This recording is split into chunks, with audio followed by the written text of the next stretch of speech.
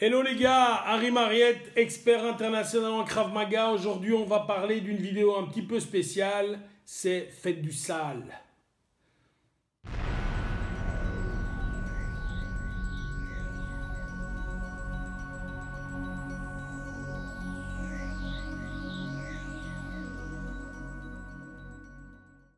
Alors, faire du sale, c'est quoi? Très souvent, je suis avec des gens à l'entraînement qui sont de bonnes personnes, peut-être même de trop bonnes personnes. Ces gens sont là et c'est très particulier, mais je l'ai déjà dit, je vais le redire. Je ressens par rapport au fait qu'on fait de la self-défense, qu'on fait du combat, qu'on fait tout ce que vous voulez, je ressens une très grande fraternité entre les gens et une très grande amitié. Ce qui est super, ce qui est super.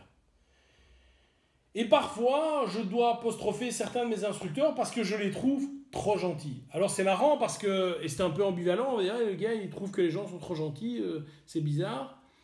S'il vous plaît, si vous vous entraînez, il est pour moi fondamental que vous retrouviez une chose.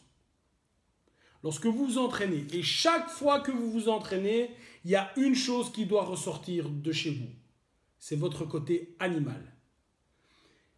C'est vraiment votre cerveau reptilien qui doit réfléchir et non plus votre cerveau rationnel. On ne doit pas être dans l'émotion, on doit être dans l'action. Est-ce qu'un chien, lorsqu'il se bat, ou un loup, lorsqu'il se bat, fait attention à son adversaire? Évidemment, non. Maintenant, ne comprenez évidemment pas mal ce que je raconte. À aucun moment, je ne tolère et je veux que les gens se blessent l'un l'autre. Je ne veux pas cela. Parce que si le gars doit aller travailler, etc., c'est pas bien. Et comme je l'ai dit dans d'autres vidéos, lorsque tu blesses quelqu'un, il faut aussi vivre avec le fait psychologique que pour rien du tout, tu as fait du mal aux autres. Mais à l'entraînement, j'insiste, il y a des PAO, il y a des pattes d'ours, il y a du matériel pour frapper dessus. Casse-le! Casse-le! Tu t'en fous de ce que dit ton instructeur, tu casses les PAO, tu frappes dessus le plus fort que tu peux. Tant que tu fais pas mal à la personne qui le tient, tu peux tout faire. Casse-le, entraîne-toi. Tous les entraînements, tu donnes 152% en frappant sur ces PAO. Je veux que tes mains, que tes poignets, que tes bras aient l'habitude de frapper. Qu'ils sachent ce que c'est d'avoir ou de donner un vrai coup de poing. La compression, tu dois la sentir dans ta main. Que ton poignet ne bouge plus. Que tout soit vraiment fixe. Chaque fois que tu vas t'entraîner, tu t'entraînes.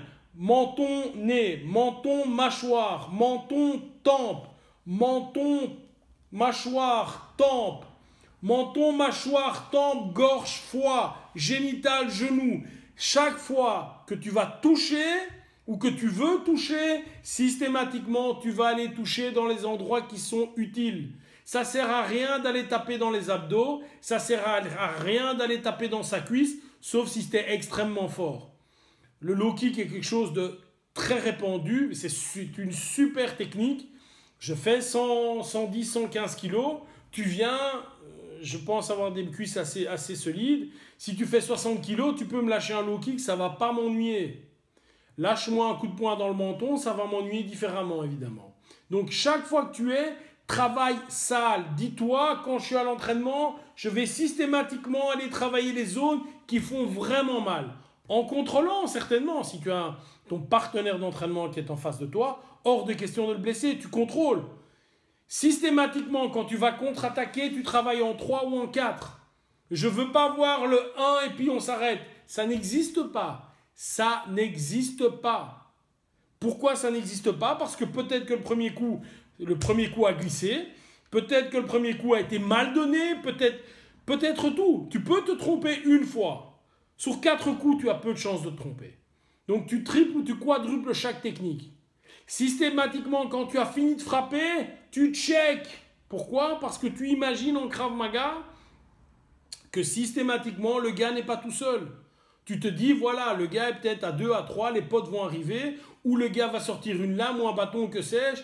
Tu subis une agression, tu dévies, tu bloques, tu fais ce que tu veux, tu frappes et tu pars. Tu ne restes pas. Le but n'est pas de tuer la personne, le but est de mettre assez de coups pour que cette personne soit immobilisée pendant un temps certain, quelques secondes à 1 minute, que cette personne soit immobilisée et toi que tu te barres. Mais s'il te plaît, avant de faire ça en réel, tu dois le faire à l'entraînement.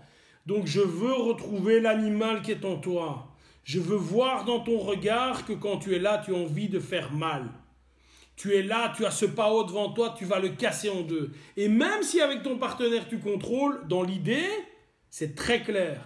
Tu ne vois pas un partenaire, tu vois un ennemi et tu vas le détruire. La seule différence, c'est qu'à 10 cm de son visage, tu vas t'arrêter. Ok les gars, entraînez-vous sale et vous n'aurez pas de problème dehors. Bye bye.